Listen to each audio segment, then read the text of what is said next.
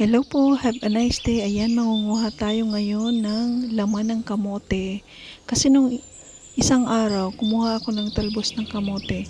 May nakita akong nakausling laman. Sabi ko, pwede na yan kunin at gawin nating merienda. Ayan, kasi ilang piraso lang naman yung tinanim kong kamote, kaya hindi ako nag-expect na magkakaroon siya ng laman. So, nag-try ako, kaya yan na nga. Yung nakuha kong unang laman malaki. At ito pa, meron pa. Ayan. Ayan. Gagawa tayo ng sweet potato fries. At sobra-sobra naman yan yung matitira. Ihahalo ko sa adobong manok. Sarap yan. Ayan ang aming ulam.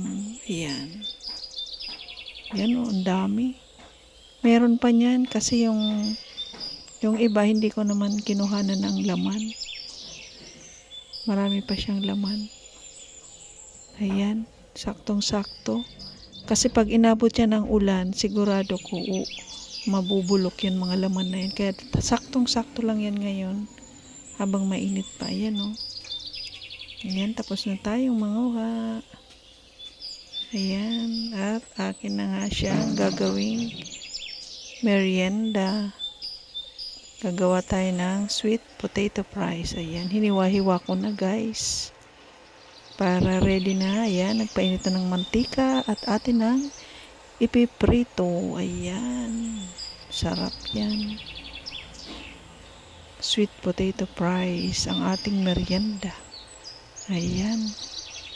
Yan o, yung iba malalaking hiwa. Yan. Pag hindi natin naubos, ihahalo ko yan sa adobong manok. Kasi sayang naman.